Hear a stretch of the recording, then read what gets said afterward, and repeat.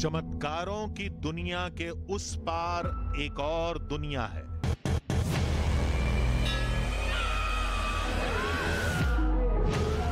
भाई साहब, ये आपने जिंदगी में नहीं देखा होगा, सोचने कल्पना से बाहर। जिसमें दम हो तो टोक के दिखा। जो इनमें पढ़े लिखे बैठे हो वो पहले आ जाए। दम हो पकड़ के दिखा दो तो भी मैं पंडोकर धाम में बैठना बंद कर दूंगा। बोलिए पंडोकर सरकार की। वो संसार जहां होता है दुनिया का सबसे बड़ा चमत्कार। देखिए नंबर लास्ट में बन है क्या? मैं चाहता हूं कोई भी पत्रकार आ जाए, कहीं भी बांट दीजिए, उसी की है। किसी को भी दे दी जाए। SYZ। मैं चाहता हूं आप आए। मैं हूं। आइए। बिना समझे बूझे दूर से देखो तो तमाशा,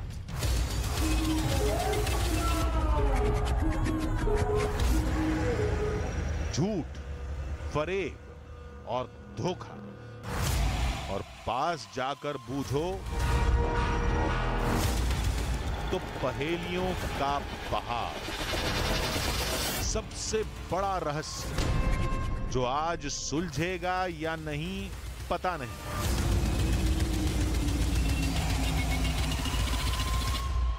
उनका संचार रुका हुआ है। L4 L5 में गैप है, तत्काल लाभ होगा। आप अगस्त का दिमाग ठीक रहेगा। आपका बच्चा जो मरा है वो तंत्र क्रिया से मरा है, इसको पढ़िए। जिसको ज्यादा जरूरत होती है ना जी, उसका नंबर पहले आ जाता है, चाहे उसने पर्ची ना भी कटाई हो। ये भी हमने देखा है। 200 का नोट कहाँ है? इसमें कम है, बता रहे हैं। जिसका नंबर है 680 044 60। हम दांव पर दांव चलते गए, लेकिन वो हर बार पासा पलट देते। किस दफ्ती में कौन सी मशीन लगी है, 1 मिनट में चेक कर लिया।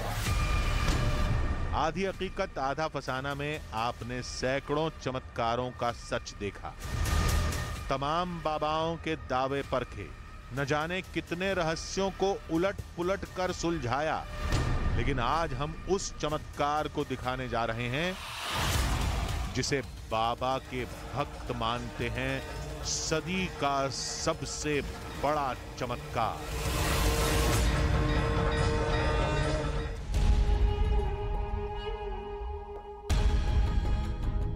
आधी हकीकत आधा फसाना। आप कहेंगे कि यह सदी का सबसे बड़ा चमत्कार कैसे हो सकता है? हमने तो ऐसे कई बाबा और लोगों के किस्से सुने हैं जो किसी व्यक्ति की पूरी पहचान और परेशानी बता देते हैं, और वो भी उस शख्स के बिना बताए। तो फिर इसमें नया क्या है? सफर शुरू करने से पहले हमें भी यही लगा था। फिर हमने सोचा कि चलते हैं, शायद इस बार बाबा की ट्रिक हम पकड़ पाए। लेकिन इस बार बात बहुत आगे निकल गई, हर चमत्कार के दावे से कहीं आगे।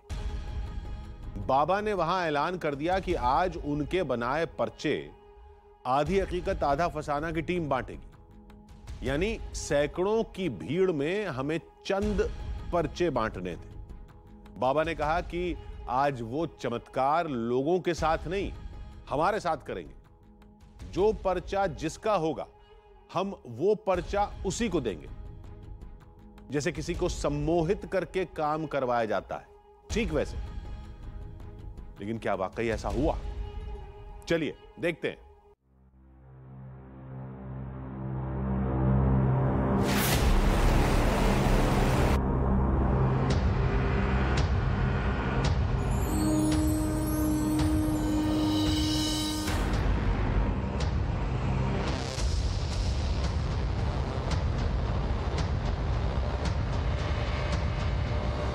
पंडोखर धाम मध्य प्रदेश के दतिया का वो धाम जहां शक्ति, भक्ति और चमत्कार के दिव्य दर्शन लोग रोज करते हैं। कहते हैं जो वहां गया खाली हाथ नहीं लौटा। तो चमत्कार किसमें है? मन्नत पूरी होने में, बाबा की शक्ति में, धाम में, या ये सिर्फ हवाई दावे हैं?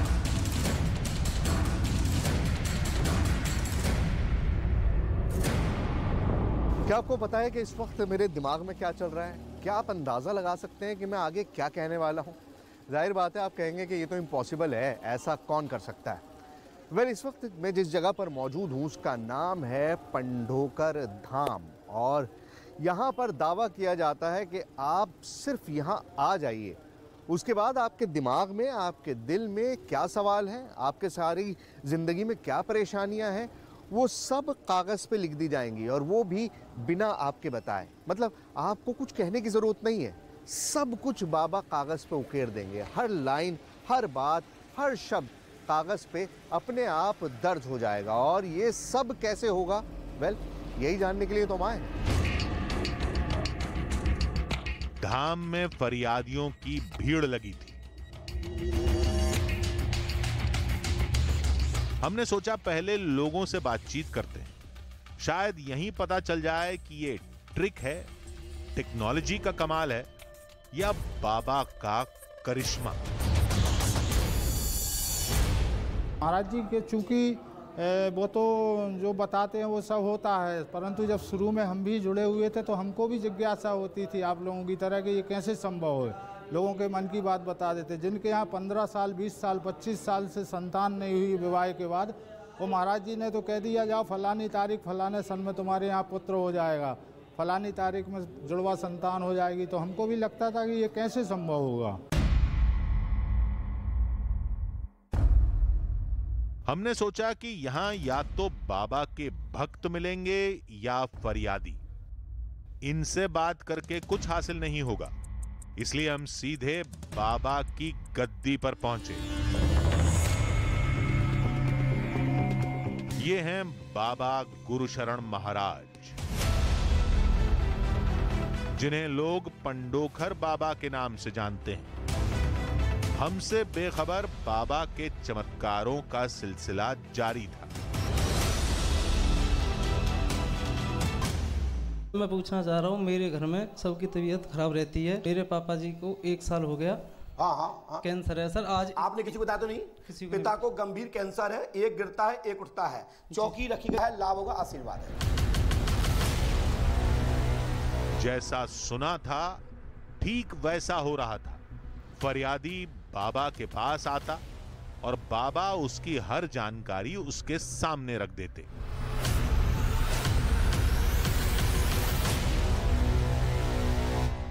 सुनिए, मैंने लिखा है खून का संचार रुका हुआ है, L4, L5 में गैप है, तत्काल लाभ होगा। मानसिक संकलन यानी कि S2 और S5 में भी दबाव है। जी सर। राइट सर, मैं उनका MRI रिपोर्ट भी देखा। राइट क्या नहीं? सर ये सही बात है, मैंने पिताजी का 2 बार सर मैं पिताजी का 2 बार MRI रिपोर्ट कराया हूँ, एक बार दिल्ली में और एक बार बनारस में। और जो सर ने बताया L5 में, वहाँ पे दिक्कत उसमें रिपोर्ट में भी दिखाया गया है।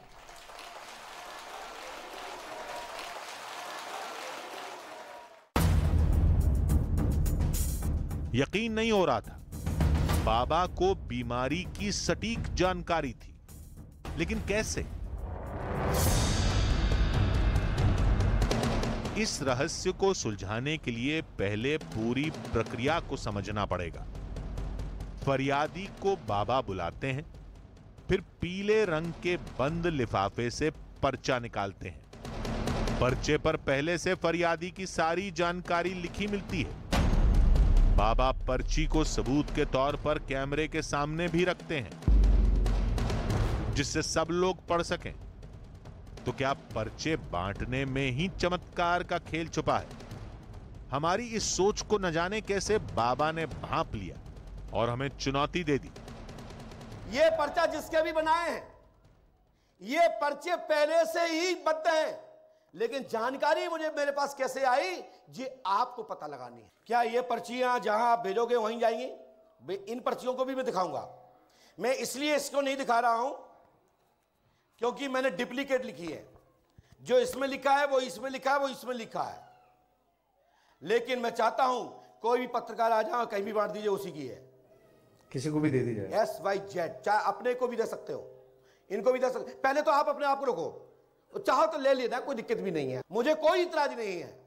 लेकिन पहले मैं चाहता हूं आप आए। मैं आइए। बाबा ने कहा कि पर्चों वाला लिफाफा हम बांटें। फिर बाबा ने एक असंभव सा दावा किया। आप लोग बताइए, क्या ये पर्चा जिनके पास जाएंगे उनके होंगे? वो तो है, वो तो इसमें दुख नहीं है। आप बताइए, आप पढ़े लिखे हैं, आप बताइए, आप मीडिया से, कि जिसके पास लिफाफा जाएगा ये उसका होगा?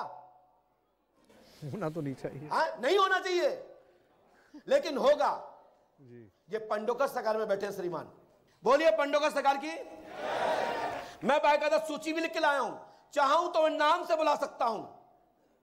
मेरी पर्ची पर, दफ्ती पर लिखा है, एक एक व्यक्ति के नाम लिखे हैं, जिस व्यक्ति के नंबर आने हैं, और जिसको आप भी देंगे तो वही आएगा जिसको मैं चाहता हूं। आधी हकीकत आधा फसाना की टीम ने लोगों को लिफाफे बांटने शुरू किए।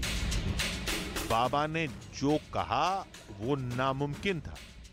हमें खुद नहीं पता था कि हम पर्चा किसे देंगे, फिर जिसका पर्चा होगा हम उसी को देंगे।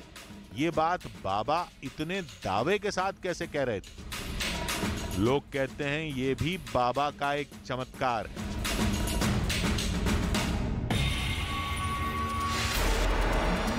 कुछ लोगों ने कहा कि बाबा दिमाग पलट देते हैं। बाबा के सम्मोहन से सामने वाला वही करता है जैसा वो चाहते हैं।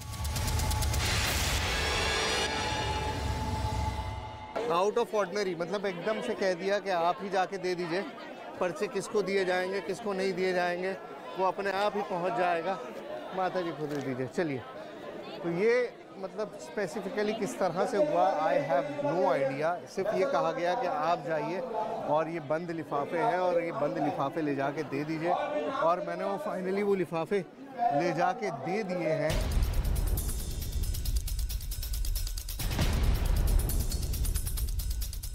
बाबा ने एक एक करके उन लोगों को बुलाना शुरू किया जिन्हें हमने पर्चे बांटे थे। आप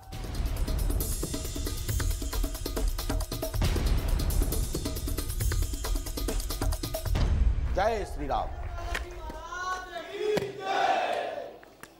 हाँ, क्या बोले? पुत्र के स्वास्थ्य लाभ के लिए। कौन से पुत्र? मेरा पुत्र अगस्त शर्मा। क्या समस्या है अगस्त की? अगस्त की मानसिक प्रॉब्लम है। अगस्त का दिमाग ठीक रहेगा, पागल टाइप दिमाग बचपन से ही है, ब्रेन शून्य है, और इसके सेल नंबर 10 दबा हुआ है, और ये जन्म से ही है। इसको बुखार आया था, तब से ये स्थिति बनी है। लाभ होगा, आशीर्वाद। मैं आपका एक पर्चा यहां भी लिख के रखा हूं, मैं दूंगा, बैठना जाना मत, क्योंकि मैंने 2 पर्चे लिखे। मैंने कहा था कि ये देंगे उन्हीं को। मैंने कहा था, अभी भी आपने सुना होगा, कि एक डुप्लीकेट यहां रखे हैं और एक डुप्लीकेट वहां बंटवा दिए हैं। एक यहां लिखे रखे हैं और आपने उन्हीं को दिए हैं जिनको मैं चाहता हूं।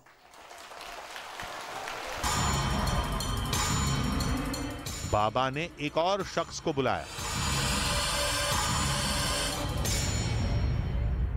बोलो, क्या पूछना चाहते हैं? गुरुजी, मेरे मामा जी हैं एक जी, उनका नाम प्रदीप है। आप बोलिए। उनकी सर वो शादी करना नहीं चाह रहे। देखिए, प्रदीप कुमार लव मैरिज शादी करेंगे, सगे मामा है, मनोरथ पूर्ण होगा, आशीर्वाद है। आपने तुझे बताया तो नहीं? नहीं। शादी कब होगी गुरुजी? जब वो चाहेंगे। कब तक? वैसे लव करवा देंगे। कब तक सर? तत्काल 2023 में सर। राइट, नवंबर में। हमने जिसे भी पर्चा दिया था वो उसी का निकलता। जय जय श्री राम। यानी बाबा का दावा सही था। क्या इसके पीछे कोई ट्रिक है, कोई प्लानिंग है? पहले इस रहस्य को डिकोड करने की कोशिश करते हैं। बाबा के पास आने से पहले सब लोगों की जानकारी इकट्ठा कर ली जाती होगी, लेकिन बाबा को सारी जानकारी दे भी दी जाए तब भी वो सब याद रख पाए, ये मुमकिन नहीं है। एक दूसरा तरीका है, सारी जानकारी किसी कंप्यूटर में इकट्ठा कर ली जाती होगी। हर फरियादी की तस्वीर खींचकर उसे एक नंबर दे दिया जाता होगा, फिर एक पर्चे पर नाम और परेशानी लिखकर लिफाफे में बंद कर दिया जाता होगा। लिफाफे पर भी वही नंबर लिखा जाता होगा जो तस्वीर पर लिखा गया था।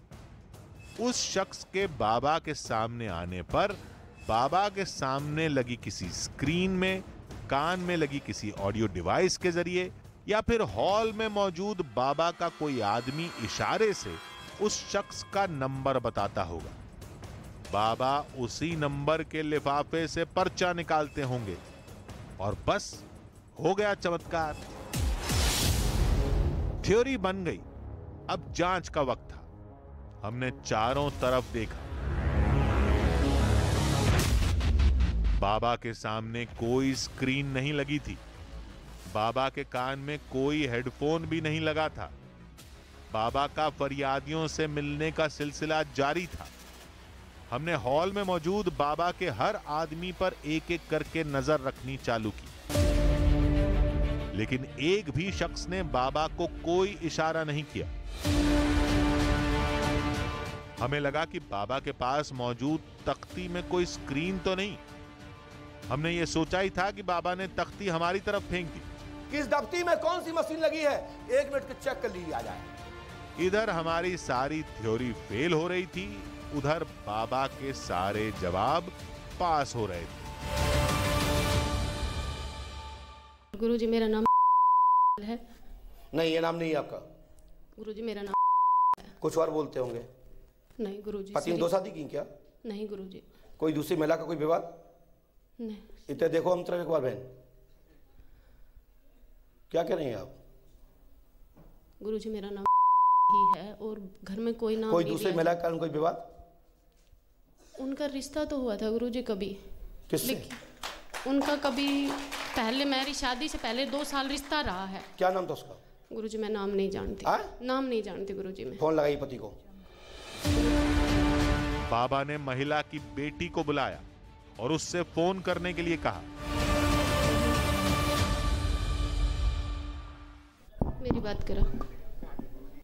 आपका पहले रिश्ता रहा था ना 2 साल मेरे से पहले, उसका नाम क्या था उस लड़की का? नीलम। नीलम के द्वारा तंत्रक्रिया की गई है। पति से प्यार प्रेम नहीं मिल रहा। नहीं मिल रहा गुरुजी, नहीं मिल रहा गुरुजी। सोचा, लोग पहला शब्द का अल्फाबेट विचार करे, फिर लिख दिया नंबर 1 2 3 सोच रहे हो। नो, इनको याद नहीं था। और मैं नीलम लिख रहा हूं, ये विचार का शोध का विषय है। ये सभी विद्वान लोग और 18 न्यूज के लोग आज के साक्षी है। यदि इसको भी गलत दिखाना चाहे तो दिखाइए, कोई बात नहीं। गुरु शरण रहेंगे। गुरुजी 2 साल रिश्ता रहा है उनका। आपने जब बताया तो याद आया, 2 साल उनका रिश्ता रहा है। यह बेहद निजी जानकारी थी, यानी सोशल साइट पर भी नहीं मिलेगी। फिर बाबा को कैसे पता? यह सारी बातचीत भीड़ के सामने हो रही थी, जिस पर महिला ने भी कोई आपत्ति दर्ज नहीं की। न महिला ने हमसे कुछ कहा, लेकिन उनकी निजता का ख्याल रखते हुए हमने उनकी पहचान गुप्त रखी है। चमत्कार दिखाना जरूरी न होता तो यह भी नहीं दिखाते। उसके बाद बाबा ने कुछ ऐसा किया जिसकी कोई कल्पना भी नहीं कर सकता।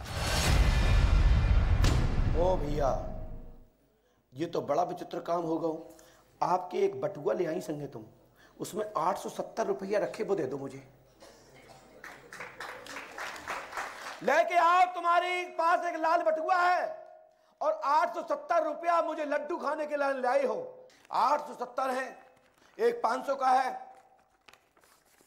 और कुछ कुछ है, पता नहीं क्या क्या है। सौम्या, इसमें पैसे 200 नहीं है, लाइए। बटुए में 200 रुपए कम थे, उसे लाने के लिए कहा गया। लेके आओ, जिसका नंबर है 680 04460। बाबा की पर्ची में हर नोट का नंबर सही लिखा था। आखिर बाबा ने यह कैसे किया? थोड़ी देर बाद महिला का पति 200 का नोट भी ले आया, उसका नंबर भी मिलाया गया। आ गया, दिखाइए। 200 रुपए का नोट जो है वो लेकर आ गए हैं। नंबर तो मुझे पता नहीं। 200 के नंबर में कितने का भैया? लास्ट में कितने का अंक है? 60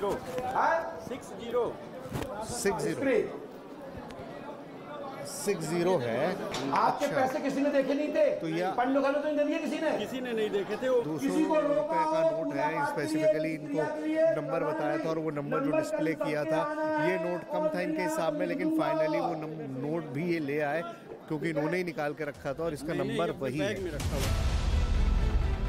एक एक करके लोग आते गए और बाबा उनके बारे में जो भी कहते वो सब सच था। रहस्य सुलझने के बजाय उलझता जा रहा था। अब हमारी ये समझ आ गया था कि बात इतने से नहीं बनेगी, कुछ और तरीका अपनाना पड़ेगा।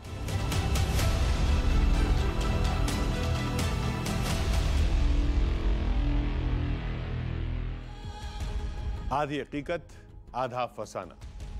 हम दूसरा तरीका अपना तो लेते, लेकिन क्या करें ये समझ नहीं आ रहा था। बाबा ने जो किया वो असंभव था। वहां तो करीब 200-300 फरियादी बैठे थे। फिर हमने उन्हीं लोगों को पर्चा क्यों दिया जिनका नाम बाबा के पास मौजूद लिस्ट में पहले से लिखा था? क्या वाकई बाबा ने हमें सम्मोहित कर लिया था? नहीं, ये नहीं हो सकता। ये सब तो फिल्मों और किस्से कहानियों में होता है।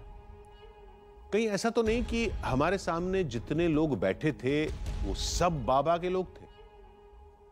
लेकिन हम आने वाले हैं ये तो बाबा को पता ही नहीं था। फिर वो अपने लोगों को क्यों बैठाएंगे?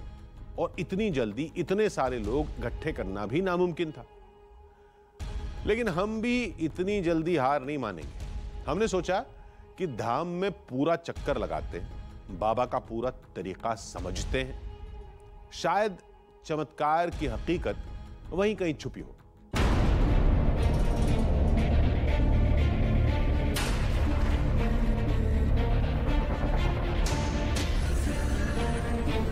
पंडोखर धाम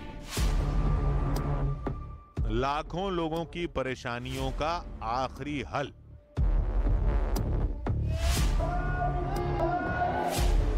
वो प्राचीन धाम जहां किसी को आस्था खींच लाती है तो किसी को उनकी समस्याएं।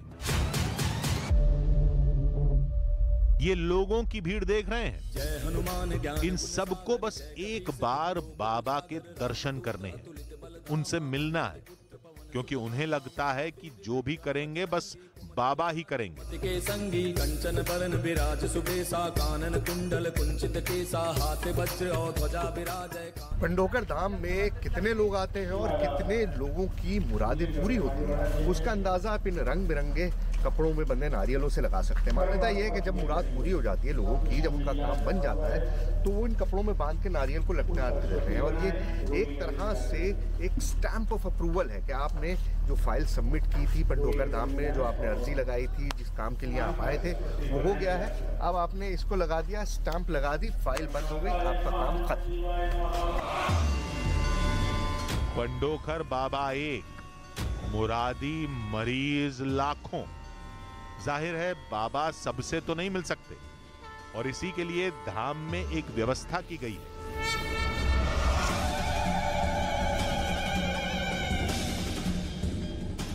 देखिए, इस तरह के टिकट काउंटर्स आपने सिनेमा घरों में देखे होंगे, आपने मैदान में देखे होंगे, और बहुत सारी जगह पर इस तरह के सिनेमा काउंटर्स होते हैं और उनके सामने इसी तरह की लंबी लंबी लाइन लगती है। लेकिन ये बहुत ख़ास टिकट काउंटर है, क्योंकि ये टिकट काउंटर है पंडोकर महाराज का।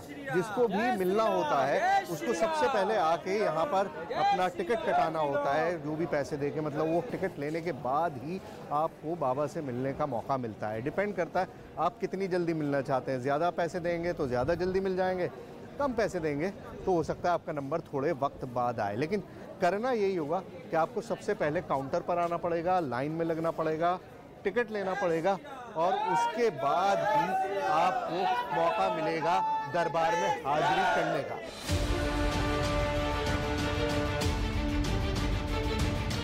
कहीं बाबा के चमत्कार का रहस्य टोकन की प्रक्रिया में तो नहीं छुपा? मुमकिन है कि लोगों से यहां जानकारी इकट्ठा कर ली जाती हो और बाबा उसी को बताकर चमत्कार का दावा करते हो। आप आज से निरोग रहेंगे, साइकोलॉजिकल दिक्कत नहीं रहेगी, आशीर्वाद। आपकी जो परेशानियां थी उनमें कितना आपको लग रहा है कि फ़र्क हुआ है या नहीं हुआ है? सर 99% तो हो चुका है जी। अच्छा, यहाँ एक बड़ी मेजर प्रॉब्लम है कि लोगों का नंबर नहीं आता। ये है प्रॉब्लम? नंबर नहीं आता या आ जाता है सबका नंबर? नंबर आ जाता है, आता है नंबर, टाइम से आता है, लेकिन वक्त लगता है, लेकिन आता है। एक और भी देखा है सर, जिसको ज्यादा जरूरत होती है ना जी, उसका नंबर पहले आ जाता है, चाहे उसने पर्ची ना भी कटाई हो। ये भी हमने देखा है। हाँ, हमारा ये तर्क भी ढेर हो गया। जब पंडोखर बाबा जरूरतमंद को बिना पर्चे के भी बुला लेते हैं। मेरे भाई, मेरे बच्चे जल्दी आ। बिना कुछ पूछे तब उस जरूरतमंद की जानकारी उन्हें कैसे होती है, हम ये भूल ही गए थे। ऐसा ही एक फरियादी हमने खुद देखा था। परीक्षा लेने आया क्या? सही बता। पहली बार आया गुरुदेव। पर्ची कटवाई? नहीं। अच्छा, कोई सर पीछे था गुरुदेव और पर्ची मिल गई। पास में देख, कटवा लियो। हम और नुकसान नहीं जी करने। जी। हाँ बताओ क्या बात है?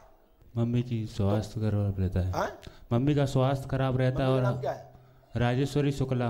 नहीं, दूसरा नाम भी है। अनु। राजेश्वरी अनु आज से ठीक होगी। मानसिक साइकोलॉजिकल स्वास्थ्य रोग है, तत्काल लाभ होगा। आशीर्वाद है जी। हनुमान जी कृपा करेंगे। लोगों ने कहा कि बाबा त्रिकालदर्शी हैं और अपनी सिद्धि से सब जान जाते हैं। लोगों ने कहा कि बाबा का चमत्कार नाम और परेशानी बताने में नहीं, बल्कि उसका निदान निकालने में है। मनोज जी, आप क्या करते हैं? मैं सर एक नॉर्मल बिजनेसमैन हूँ। LED की मैन्युफैक्चरिंग करता था मैं, और काफ़ी दिनों से कर रहा हूँ, लेकिन आए दिन घाटे। अच्छा। तो फिर यहाँ पे जब आया तो मैंने हाथ में लिख के लाया, और जैसे ही मेरा नंबर आया यहाँ पे, तो गुरुजी ऐसे हाथ कर दिए। बोले बस ऐसे पर्चे दिखा दिए। बोले हाथ पर 4 प्रश्न लिखे हैं, फलाना ठिकाना ये वो दुनिया भर के बहुत सारे बता दिए। बोले दिखाओ हाथ। दिखाया मैंने, 4 प्रश्न लिखे हुए हैं। आज भी उसकी फ़ोटो रखा हूँ मैं हाथ की, और वो पर्चा मेरा सब सारी चीज़ें हैं। और लगभग 3 महीने मुझे हो गया गुरुजी से मिले हुए। इतना बढ़िया चल रहा है श्रीमान जी, इतना बढ़िया चल रहा है बिजनेस, क्या बताऊँ। हमने कहा कि कुछ लोगों की इच्छा पूरी होना इत्तेफाक भी तो हो सकता है। ये सुनते ही कई और लोग अपनी कहानी सुनाने आगे आ गए। एक वैकेंसी निकली हुई थी विधानसभा से। उस वैकेंसी में मैंने अप्लाई किया। 10 जनवरी 2015 में लिख करके, 3 साल पहले लिख करके उन्होंने दिया था कि 18 में जॉब लगेगी, और मैंने फरवरी 18 में विधानसभा ज्वाइन किया। फरवरी 18 मैंने विधानसभा ज्वाइन किया। मतलब ये उन्होंने लिख के दे दिया था कि 16-17 में नहीं लगेगी, जबकि आप 15 से अप्लाई कर रहे थे। उन्होंने 18 में देख करके दिया, और 18 मैंने जी फरवरी 18 मैंने ज्वाइन किया। ये 10 जनवरी 2015 का लिखा हुआ पर्चा है। तभी हमें बाबा मिल गए। उन्होंने कहा वो त्रिकालदर्शी नहीं है, बल्कि उनकी ताकत का रहस्य कहीं और छुपा है, और वो हमें वहां ले गए।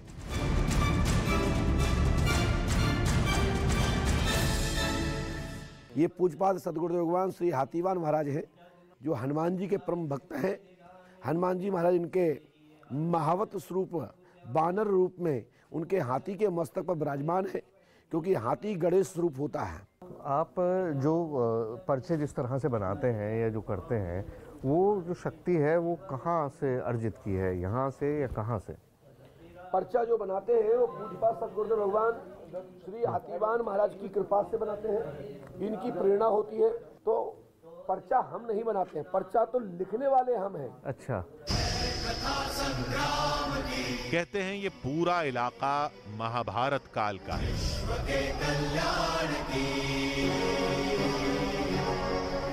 और इसका सबूत इस जगह के नाम में छुपा है।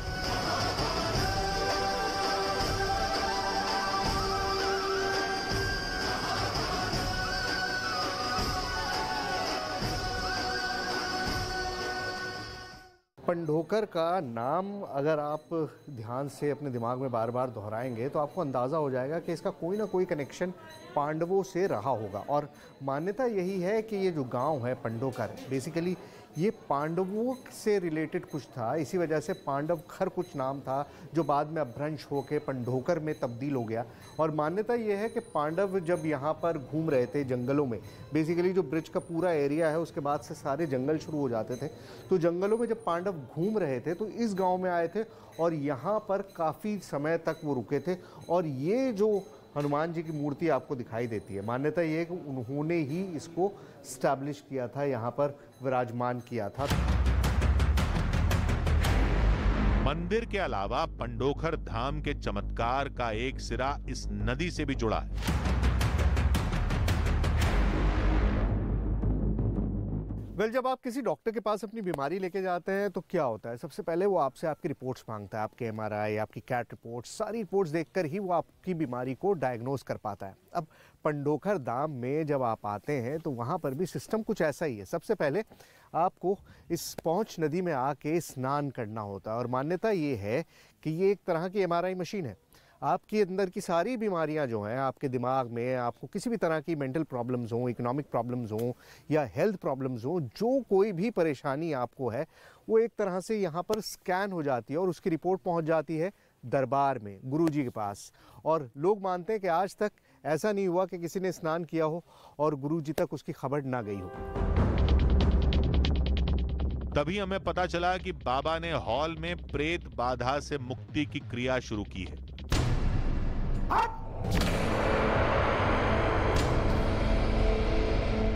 बाबा ने मानसिक रोगियों को चुटकी में ठीक करने का दावा किया था। उस दावे को परखने का यही वक्त था। हम फौरन उस जगह पर पहुंचे। वहां अजीब सा माहौल था। कोई झूम रहा था, कोई गला फाड़कर चीख रहा था, तो कोई सर झटक रहा था।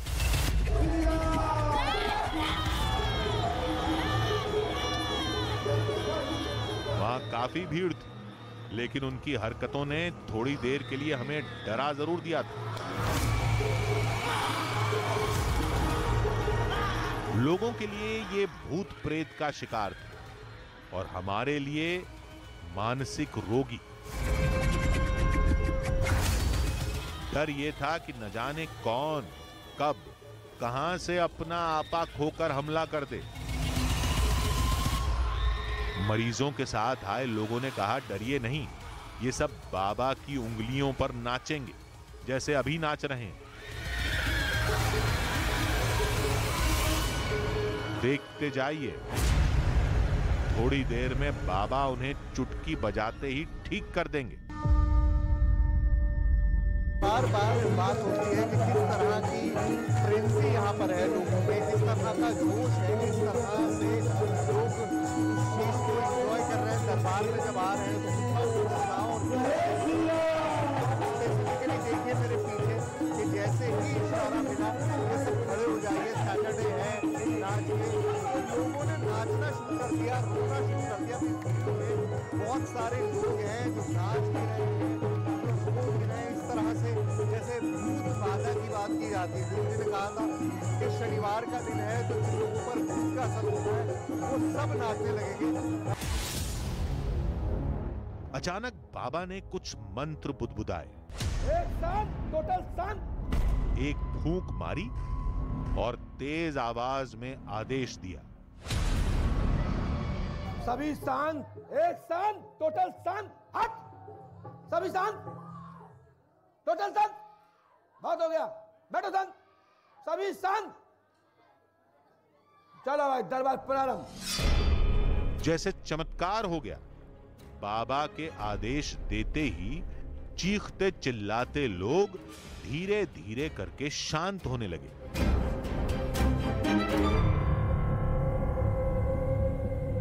देखिए, शांत का ऑर्डर दिया गुरुजी ने, लोगों से कहा कि अब सभी शांत हो जाएं। और शांत का कहते ही जो एक फ्रेंजी थी, जो पागलों की तरह यहाँ पर ये महिलाएं और ये पुरुष नाच रहे थे, सब कुछ एकदम ऐसा लग रहा है जैसे एक ट्रांसफॉर्मेशन हो गया है। अब इसी बात को मैं बार बार कह रहा हूँ कि इस ट्रांसफॉर्मेशन को, ये जो बदलाव आ रहा है, इसको आप किस तरह से एक्सप्लेन कर सकते हैं। अभी जब वो उंगलियों के इस तरह से इशारे कर रहे थे तो सब नाच रहे थे, लेकिन वो सारा सिलसिला अभी थम सा गया है। सिर्फ ये बोला है कि बैठ जाओ और सारे लोग जो हैं वो सेटल डाउन होने लगे। अब इसे मैं किन टर्म्स में किस तरह से एक्सप्लेन करूं, आई हैव नो आइडिया। लोगों ने हमसे 2 दावे किए थे और दोनों सच निकले। बाबा ने बिना बताए या पूछे लोगों का नाम, पहचान और परेशानी बता दी। 2026 तक सफलता मिलेगी। लोगों को उसका हल भी बता दिया। उन्होंने चीखते चिल्लाते मानसिक रोगियों को एक इशारे भर से शांत कर दिया। सभी शांत, लेकिन ये सब उन्होंने कैसे किया, ये समझ नहीं आया। आज का दिन खत्म हुआ। कल हम यहां एक फुल प्रूफ प्लान के साथ आएंगे। बाबा की शक्ति को अपने तरीके से परखेंगे, देखेंगे क्या होता है।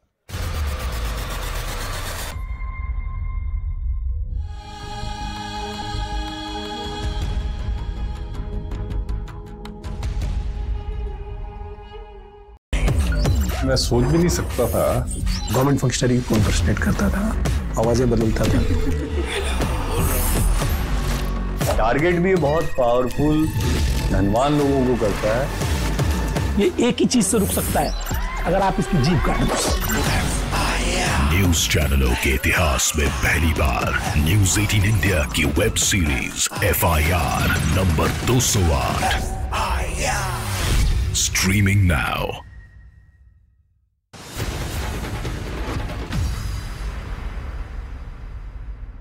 नमस्कार, बहुत स्वागत है आप सभी का। मैं हूं आपके साथ ऋतिका सिंह। देश और दुनिया की तमाम खबरों के लिए आपको दिखाते हैं धमाकेदार 50।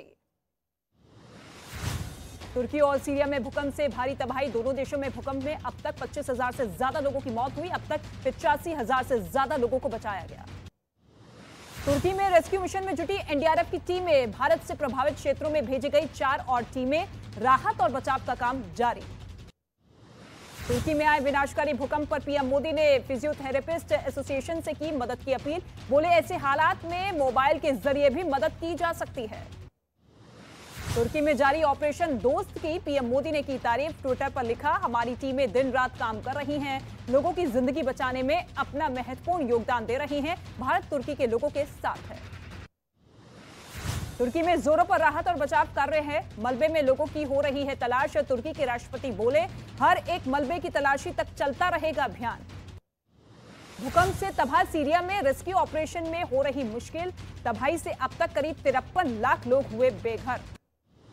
भूकंप के बाद आई बाढ़ से सैकड़ों एकड़ फसल जो है बर्बाद हो चुकी है। बांध के टूटने से आई बाढ़ की वजह से शहर से 500 से ज्यादा परिवार पलायन कर चुके हैं, भूकंप की मार झेल रहे हैं। तुर्की में कुछ ऐसे ही हालात बनते हुए नजर आ रहे हैं।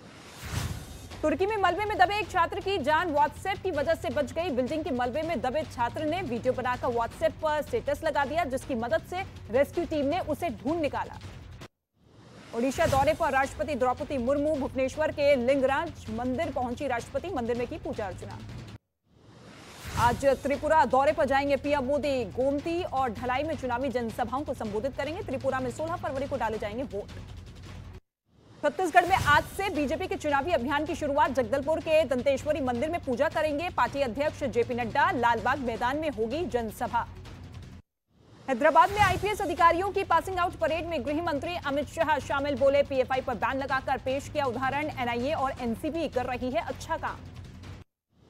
दिल्ली मुंबई एक्सप्रेसवे के पहले चरण का कल पीएम मोदी करेंगे उद्घाटन। दिल्ली से दौसा के बीच 220 किलोमीटर का एक्सप्रेसवे तैयार। अगले साल तक पूरा होगा प्रोजेक्ट। 12 घंटे में होगा दिल्ली से मुंबई का सफर।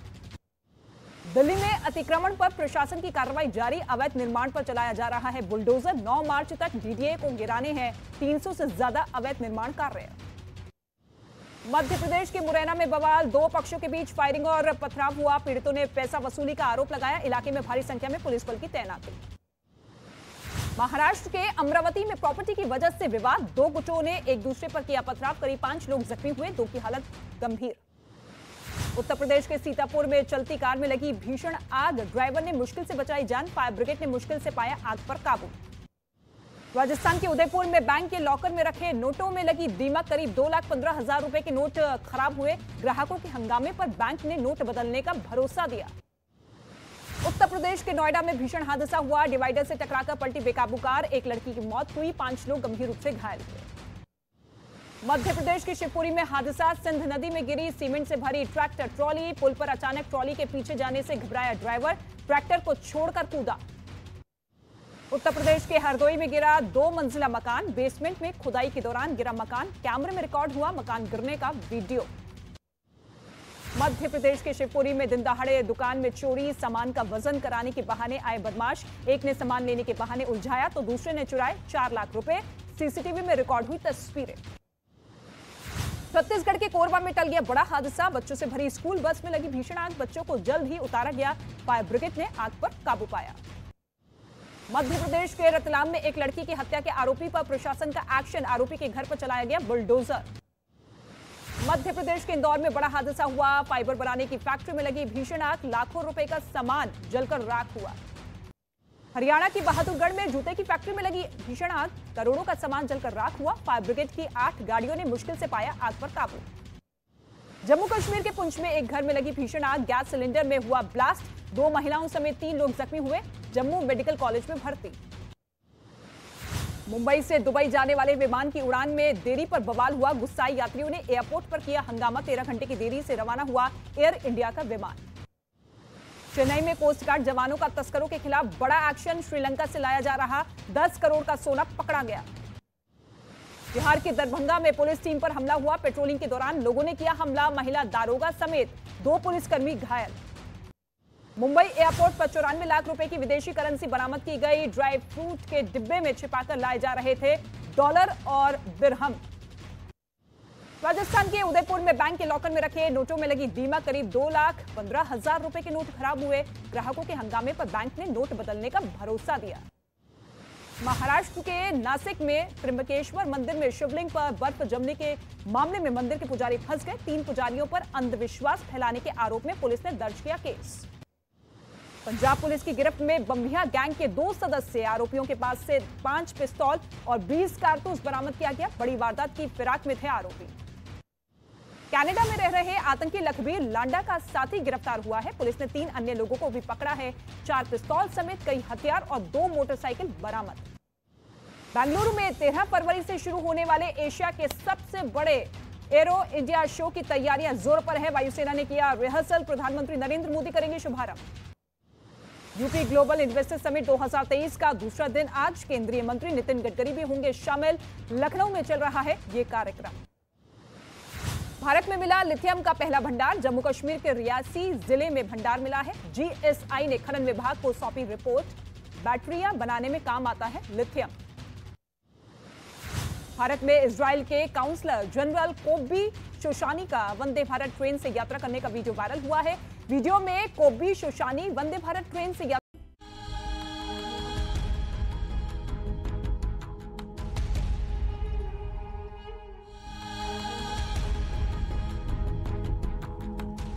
आधी हकीकत आधा फसाना। सबसे पहले पंडोखर बाबा ने लोगों को बुलाकर उनकी पहचान, परेशानी और हल सटीक ढंग से बताया। फिर हमें चैलेंज दिया, हमारे हाथों पर्चे बंटवाए और फिर वही हुआ। सारे नाम, परेशानी और पर्चे सही निकले।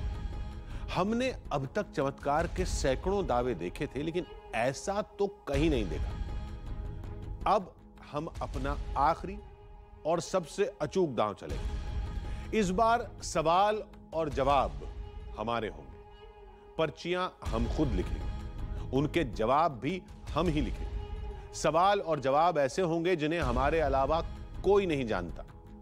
लोग यही कहते हैं ना कि बाबा सब जान जाते हैं, त्रिकालदर्शी हैं। तो बाबा इस बार वो बताकर दिखाएं जो हम जानना चाहते हैं।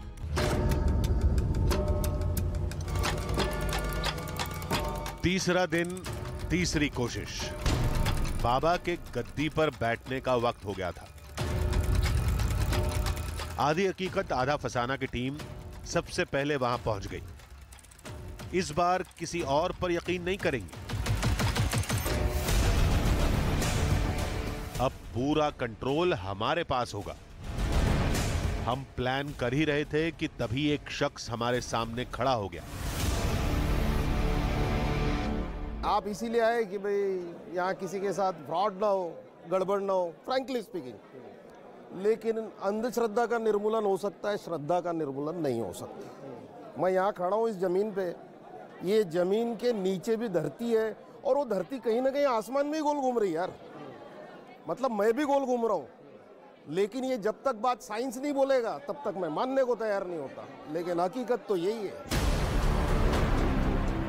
हमें लगा ये कोई बाबा का भक्त है जो हमें भटका रहा है। पंडोकर सरकार को सरकारी बोलना पसंद करूंगा अब, जो देखा मेरी आंखों ने देखा है, जो सुना मेरे कानों ने सुना है, मेरे सेंसेस, मैं भी पढ़ा लिखा आदमी हूँ यार, अच्छा खासा पढ़ा लिखा हूँ, मेरे सेंसेस मुझे पागल नहीं डिक्लेयर कर सकते।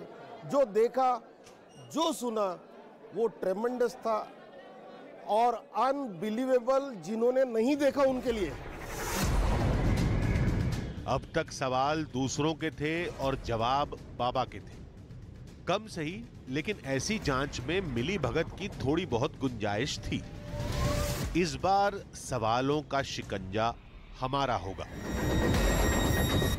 पंडोकर बाबा क्या कर सकते हैं, क्या नहीं कर सकते, इसका नमूना तो हमने देख लिया। 2 दिन से हम बहुत सारी ऐसी चीज़ें देखी जिनको एक्सप्लेन करना बड़ा मुश्किल काम है। भाई पर्चे हम बांट रहे हैं, एनवलप्स हम ले जाके दे रहे हैं, लेकिन उसके बावजूद भी लोगों को वही एनवलप्स मिल रहे हैं, वही पर्चे मिल रहे हैं जो उनके लिए ख़ास तौर से लिखे गए।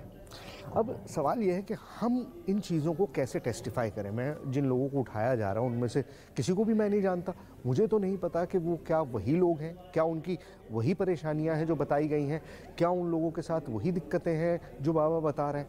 इसलिए मैंने सोचा है कि मैं अपने पास 3 सवाल रखूँगा। ये 3 सवाल हैं जो मैंने लिख लिए हैं और इस वक्त देखिए मेरे आसपास कोई भी नहीं है। मैं आपको घूम के दिखाऊँ, ये बिल्कुल हम एक खाली जो एरिया है, अभी लोगों की भीड़ आनी शुरू हुई है दरबार में, खाली पड़ा है। इसलिए मैं आपको बहुत करीब से और बहुत चुपचाप ये दिखा दूंगा कि ये कुछ सवाल हैं और ये सवाल ऐसे हैं जो मेरे अलावा किसी को भी नहीं पता। बहुत पर्सनल सवाल है, लेकिन इतने भी पर्सनल नहीं है कि मैं टेलीविजन पे शेयर न कर सकूं। आधी हकीकत आधा फसाना की टीम इस बार अपनी निजी जिंदगी से जुड़े सवाल पूछेगी, यानी वो जानकारी जो कुछ खास लोग ही जानते हैं। पहला सवाल मैं बहुत करीब से दिखाऊंगा ताकि यहाँ आसपास और कोई ना देखे। मेरा बेटा कौन से स्कूल में पढ़ता है, ठीक है? ये एक सवाल है जो मैं पूछूंगा बाबा से। मेरा बेटा कौन से स्कूल में पढ़ता है। ज़्यादा देर में नहीं दिखा पाऊंगा, ठीक है? इसका जवाब है DPS। दूसरा सवाल है मेरी गाड़ी का रंग क्या है, ठीक है जी? क्या कलर है? ये इसका जवाब वाइट है, लेकिन ये अभी मैंने गाड़ी बदली है चंद महीने पहले। बहुत कम लोगों को पता भी नहीं है, ये बात बहुत कम लोग जानते हैं, क्योंकि उससे पहले तक मैं ब्लैक कलर की गाड़ी चलाता था। अभी चंद महीने पहले मैंने गाड़ी बदली है। तीसरा सवाल, और तीसरा जो सबसे मुश्किल सवाल है, आधार कार्ड पे आपके पिता का नाम होता है, आपकी माताजी का नाम होता है, लेकिन आधार कार्ड पे आपके दादा का नाम नहीं होता और किसी सर्टिफिकेट पे आपके दादा का नाम नहीं लिखा जाता। लेकिन मैंने यहाँ सवाल यही पूछा है कि मेरे दादा का नाम क्या है, और जवाब आपके सामने है, रहीम शाह। 3 सवाल हैं, तीनों बहुत पर्सनल सवाल हैं, ऐसे सवाल हैं जो मैंने किसी के साथ कभी भी शेयर नहीं किए। और देखते हैं कि पंडोकर बाबा इनका क्या जवाब देते हैं। इसमें एक भी जानकारी सोशल साइट पर साझा नहीं की गई है, यानी ये मान भी लें कि बाबा की कोई टीम सोशल साइट से जानकारी निकालती है तो भी वो पता नहीं कर पाएगी।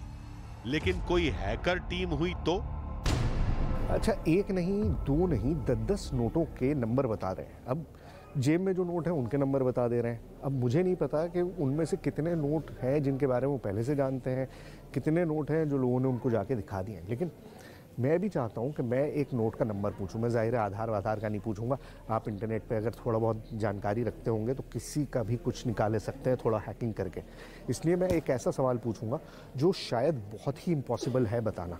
नोट का नंबर, और नोट भी मैं अपने आप नहीं लूँगा, हमारे साथी हैं, इनसे कोई है तुम्हारे पास कोई नया ताज़ा नोट पड़ा है? ATM से कुछ निकाला हो, लाओ दो। Very good. अब देखिए नोट है, मैंने इसको ऐसे क्या ऐसे ही ले लिया और ये बंद है, इसमें नंबर नहीं लिखा है। मुझे भी नहीं पता कि इसमें क्या नंबर है। मैं इसको ऐसे क्या ऐसे ही अपनी इस पॉकेट में रख ले रहा हूँ, ठीक है? अब जब पूछा जाएगा, जब निकाला जाएगा, तभी इसका नंबर मैं भी देखूंगा और तभी इसका नंबर पंडोकर सरकार भी देखेंगे। हमारा प्लान फूल प्रूफ था। अब हेर फेर की कोई गुंजाइश नहीं थी। हमने आपको सवाल भी दिखा दिए और जवाब भी। इन सवालों के जवाब उस वक्त सिर्फ और सिर्फ आधी हकीकत आधा फसाना की टीम को पता थे और अब आपको पता है। और ऊपर से हमारे पास जो नोट था उसका नंबर तो हमें भी नहीं पता था। थोड़ी देर में फरियादियों की भीड़ जुटने लगी। थोड़ी देर में हॉल लोगों से भर गया। सबकी आंखों में दर्द और उम्मीद एक साथ तैर रही थी और हमारी आंखों में सवाल थे।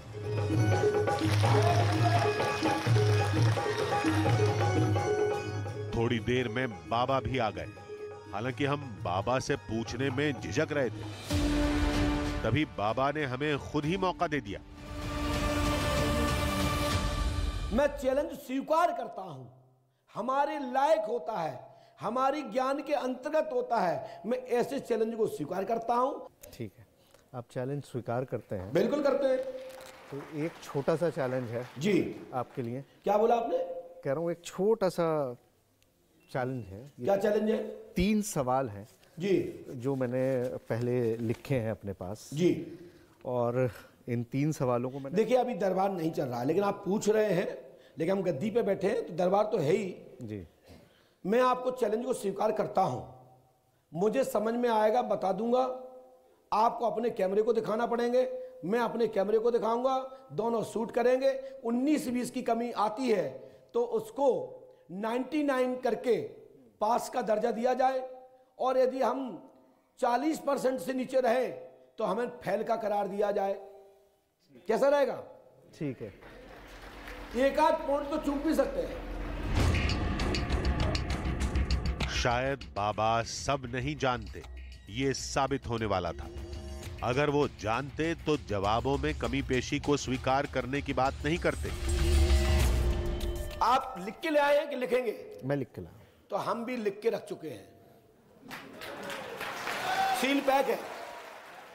और इसके बाद ये 107 भी रखा है। तो इसको यहां और इसको यहां।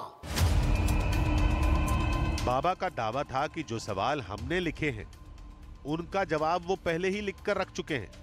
बाबा का दावा था कि उन्हें हमारे सवाल भी पता थे और सवालों के जवाब भी। अब चमत्कार के सारे दावे बाबा के जवाब पर टिके थे। तुम क्या पर्चे लिख के ले आए? 5, 10 या 1? 3 है, 3 सवाल हैं, अलग अलग कागज पे मैंने मतलब लिखे 3 थे। क्वेश्चन ले आए कि 3 पेज अलग है? मैंने लिखे भी मैंने इसलिए थे ताकि मैं अपने कैमरे को दिखा सकूं, पहले रिकॉर्ड करा सकूं। हमने 32 नंबर के लिफाफा में रखा था और पर्चा आप इतने ले आए और हमने इतने लेके रखे। लेकिन आप क्वेश्चन बोलते जाइए और मैं पर्चा देता जा रहा हूं। बोलिए क्या पूछना चाहते हैं आप? अब आप पेन नहीं इस्तेमाल करेंगे? नहीं करेंगे पेन का इस्तेमाल। अच्छा। लेकिन बाद में तो करेंगे। हाँ, बाद में करिए। दांव हमारा था, लेकिन न जाने क्यों रोमांच से दिल की धड़कनें तेज हो गई थी। हमने पहला सवाल पूछा। चलिए, बहुत आसान सा सवाल है। मैंने ये लिखा है, मैं दिखा देता हूँ आपको। अच्छा, इधर दिखाता हूँ। मेरी गाड़ी का रंग क्या है? गाड़ी का रंग मैंने अभी बहुत जल्दी में चेंज किया है। अभी बहुत लंबे वक्त बाद एक गाड़ी मैंने दूसरी चेंज की है। बाबा अचानक शांत हो गए। कुछ देर आंख उठाकर सामने देखते रहे। न ध्यान लगाया, न मंत्र पढ़ा, न कुछ और किया। लेकिन अपना पर्चा भी तो दिखा दीजिए सबको। हाँ, मैं दिखा दूंगा। हमारे कैमरे को भी दिखा दें। आप अपना भी चेकोगे, हमारा भी तो रहे प्रूफ में। गाड़ी का रंग प्रश्न करेंगे सफेद। हाँ, ये लीजिए, वाइट। सीधा दिखाइए। जी जी जी।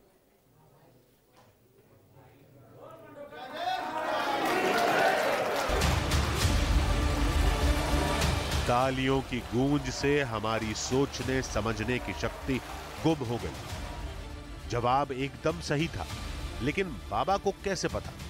हमने दूसरा सवाल पूछा। गुरुजी, मेरे बेटे का स्कूल बताइए, क्योंकि आप बेटे के स्कूल बताएं। हाँ। पर्चा दिखाइए अपना। क्या आपने अपने बेटे का स्कूल का नाम लिखा? हाँ, लिखा हुआ। दिखाइए। ये देखिए, मेरा बेटा कौन से स्कूल में पढ़ता है?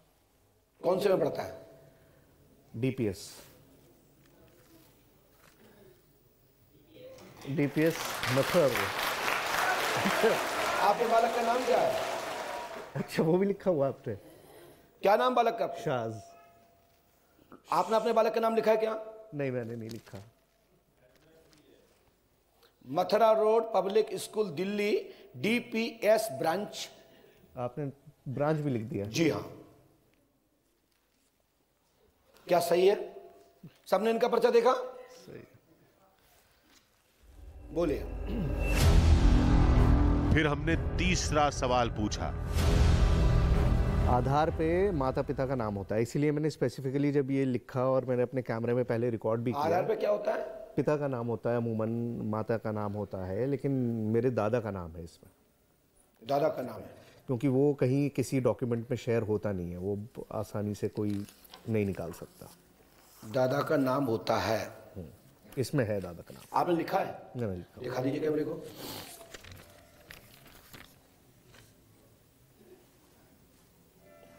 रहीम शाह। रहीम शाह मेरे दादा का नाम।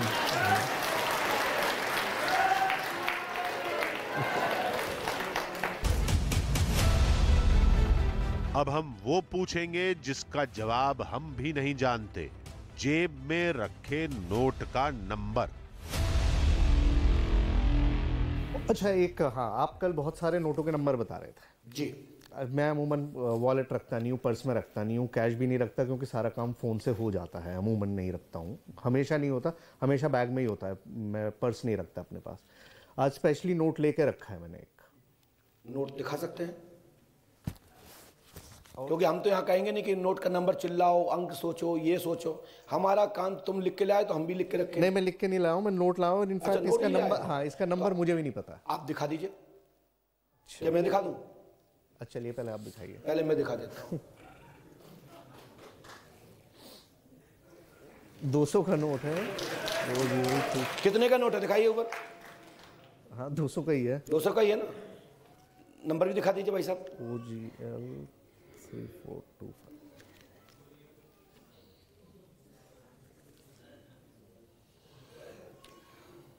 नहीं दिखाया? दिखाइए दिखाइए। देखिए ठीक है, मैं तो मना नहीं कर रहा हूँ। ले भाई नोट सही, नंबर भी सही। बाबा ने हमारे सारे सवालों के सही जवाब दिए थे। फिर बाबा ने हमारी कैमरा टीम का रुख किया। आपका नाम क्या भाई साहब? है? आपका नाम क्या है? आप लोग भी पूछेंगे? बस मुर्गा बनना है, थोड़ा थोड़ा, कुछ नहीं करना। नहीं तैयार है, हम तो तैयार हैं, लड़ाई लड़ने के तैयार हैं पूरे। पूछना कोई सवाल है आपने? नहीं हम क्या बता दें, हम बताएं कहाँ? अब सारे सवाल पूछना बेमानी लगने लगा था। तरकश के सारे तीर नाकाम गए थे। हमने बाबा से विदा ली। चलते हैं आप दरबार की ओर, अपन दरबार की ओर चलते हैं और बाकी के दरबार देखते रहिए और आपको आमंत्रण करता हूँ, बार बार आते रहिए। गुरुदेव नमस्कार। थैंक यू, धन्यवाद आपका। ये तीनों पर चले जाइए आप। सफर खत्म होने को था। जिन सवालों के साथ हमने सफर शुरू किया था, अब उससे ज्यादा सवाल, उससे ज्यादा उथल पुथल दिलो दिमाग को परेशान कर रही थी। देखिए हमारे लिए ये बहुत मुश्किल है इस वक्त। यहाँ तो अब दरबार शुरू हो गया है, नॉर्मली मेरी बात ख़त्म हो गई, लेकिन मैं इन चीज़ों को एक्सप्लेन नहीं कर सकता हूँ क्योंकि मैंने ये चीज़ें जो लिखी थी ये वो चीज़ें थी जो मेरे अलावा शायद ही कोई जानता हो। ये बहुत इंटीमेट चीज़ें हैं। इनफैक्ट मैंने सोच समझ के इस तरह की चीज़ें चुनी थी जो कोई भी नहीं जानता था मेरे बारे में, लेकिन ये सारी चीज़ें जो हैं उसके जवाब इन कागज़ों में दर्ज हैं। आप देख सकते हैं जो मैंने कहा था कि मेरे बालक का नाम, मेरे बालक का स्कूल, वो भी इस पे लिखा हुआ है। मेरी गाड़ी का रंग वो मैंने अभी चेंज किया था जैसे मैंने आपको बताया, और उसके अलावा मेरे दादा का नाम भी यहाँ पर लिख दिया गया। अब ये कैसे हुआ, आई हैव नो एक्सप्लेनेशन, और शायद मैं क्या, कोई भी इसको एक्सप्लेन नहीं कर पाएगा।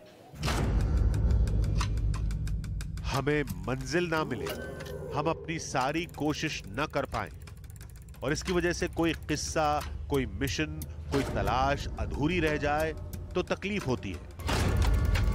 इस बार तलाश अधूरी नहीं थी। बाबा ने हमें सब कुछ देखने, जानने और जो भी सवाल या तरीका हमने सोचा था उसे करने की पूरी आजादी दी थी। लेकिन पहली बार सब मनमर्जी का होने के बाद भी सफर अधूरा लग रहा था। जानते हैं क्यों? वो इसलिए क्योंकि सफर की जमीन बना सवाल और गहरा हो गया था। वही सवाल जो आप भी इस वक्त सोच रहे होंगे।